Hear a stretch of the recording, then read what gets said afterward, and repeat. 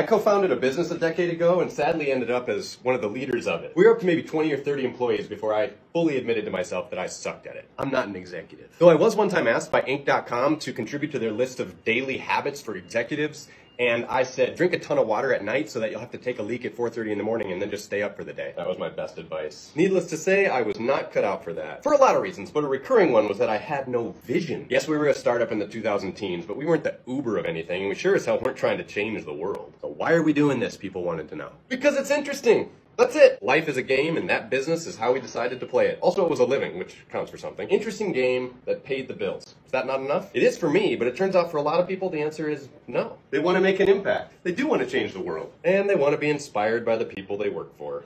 Well, shit. My vision? To do something I'm curious about and halfway decent at. And that is why I don't have that job anymore. All right. Well, come along for more career advice.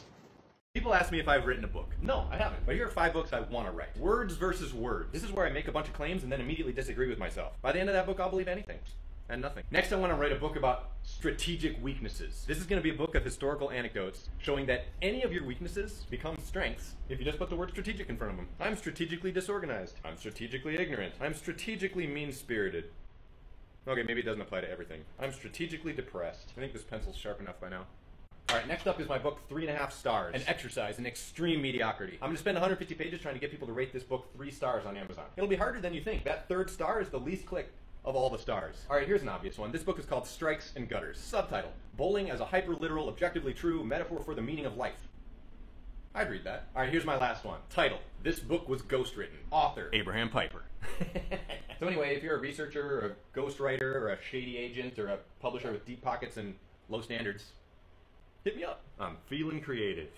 Here's a creativity hack you may have never heard before. French painter Paul Gauguin is said to have said, actually first a note on the source. Gauguin was a friend of Van Gogh whose influence may not have been that friendly. He's also problematic for some other unseemly reasons. So let's just pretend it wasn't him that said this. Here's something someone said, it doesn't matter who. Be wild 2 hours a day. Be wild 2 hours a day! The clash in this short sentence between supposed type A and type B personalities is jarringly spectacular. Be wild for 2 hours a day. It's like telling some people to take it down a notch, be wild, but only for a little bit. But mostly, I think it's telling people to ramp it up. Be wild. Be yourself for 120 minutes today. That's gonna work out to a full month of yourselfness over the course of a year. That seems feasible, right? I mean, especially since the 2 hours can happen while you're doing other stuff too. Be wild at the gym. Go all out. Be wild while you're making dinner. The kids are gonna love it. And of course, be wild when you make stuff. Be wild 2 hours a day. It's like a blend of revolutionary but doable. Managed insanity. All right, thanks for watching.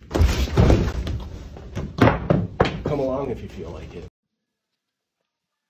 That's not possible because I've never heard of Feuerbach. I mean, I have now because I looked him up because of this comment. He seems very interesting. But what I actually want to say, I want to take this opportunity to say, there's no such thing as stealing ideas. You can steal stuff, and you can even steal content and words in a way, but you can't steal ideas. Ideas are in the metaphorical ether, and they are almost always come upon by more than one person in more than one way, from many different angles and directions. So even if I said the same thing as what he says, and I don't know if I did or not because I haven't read his book, it's not stealing. Can't steal ideas. It's not a thing. But One of the most common criticisms of abstract art, we've all heard it, is a kindergartner could do that. And the best response to this is, of course, do it then. What's stopping you? My favorite thing about art is being the kind of person, all I want to be as an artist is the kind of person who does it then. If a kindergartner can make it, which I never use as a criticism because kindergarten art is fucking awesome, but if a kindergartner can make it, I can make it. Maybe. They're more creative than me, but I can try. I have all the technical skills. So I woke up this morning and I had this distinct urge to paint a big canvas orange and put a black line down the left side of it. No idea where that came from, but you know what? I did it. There's the black line, kind of.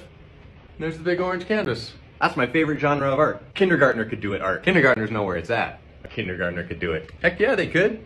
I like it. For now. Is it done? I have no idea. But am I going to permanently neglect it starting now and never touch it again? Yes. There's no such thing as an incomplete life. What would a partial life even be? Whether we're talking about a grandparent or a baby, nobody's gonna say that person didn't live. They existed, they had value, they were complete. And then, like all of us in our time, they were gone. And there's a wholeness to that process that has nothing to do with how long it lasts. We have this ideal where everyone's supposed to live peacefully into their 80s and 90s and then die predictably, and yeah, sometimes life goes that way. But we don't want to imply that a life that takes a different path is somehow less, because there is no incomplete life. Here's my favorite part. If every life is complete and we can die at any moment, then every life at every moment is already complete.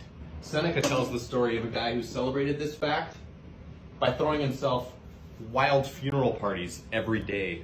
Kind of an interesting life hack. How to celebrate your mortality through absolute debauchery. But that's for another video. Come along if you feel like it. In the meantime, don't forget that right now and at every single moment, you've already lived a complete life. And that makes every next moment a bonus. You want to know one of the most annoying things about being raised devoutly religious? And I do mean annoying, not hurtful or traumatic. It's the songs. Lurking behind every passageway in my dark, depraved mind is a hymn. Some sad dirge I haven't thought of for 20 years, just waiting to jump out and startle me. I open a bathroom cabinet today and see a hair product I've never noticed before, and boom, just like that, a fucking altar call stuck in my head for the rest of the day. Just as I am without one. I'm gonna side with conservative Christians here for a moment. I remember at a church event maybe 15 years ago, this guy saying that if it weren't for God, he'd be a murderer or worse. It's a strange claim, but I've heard it elsewhere too. And here's what I want to agree with those goofballs about. It's a good thing they believe in God. Like if your faith is why you're not a malicious maniac, fucking go for it. There can be no bad reason to be good. Anything that motivates a person to be better is a positive force in the world, by definition. If your reason to be good is God, fine. Other people live wholesomely to improve their reincarnation. Also fine. And then there are those who believe that goodness is valuable in and of itself. I resonate with this one, but it's just as irrational as the others. But so what? The best response to all the people who believe crazy shit, including you and me, and are good people, is who fucking cares? Said in the most loving way possible. So that's that. I agree with the self-loathing fundies. If following God makes you a decent person, follow them. And then please don't follow me. If you're one of the other kinds of crazy though, come along if you feel like it. It's good fun around here. Did you paint this? Yeah. Yeah, I did. It's actually really good. What do you mean? I mean, it's a good painting. Then why didn't you say that? I did say that. No, you said it's actually really good, which makes it sound like you're surprised that it's good. Makes it sound like you're the arbiter of quality and you're amazed I lived up to your standards. It's kind of pompous. I sound pompous. You're the one who just said arbiter. Okay, fine. But do you see what I'm trying to say? Yeah, it's actually a pretty good point. Really? The final step when you're thinking through something is always a leap. And that last leap will always be a burst of insight that you're not in charge of.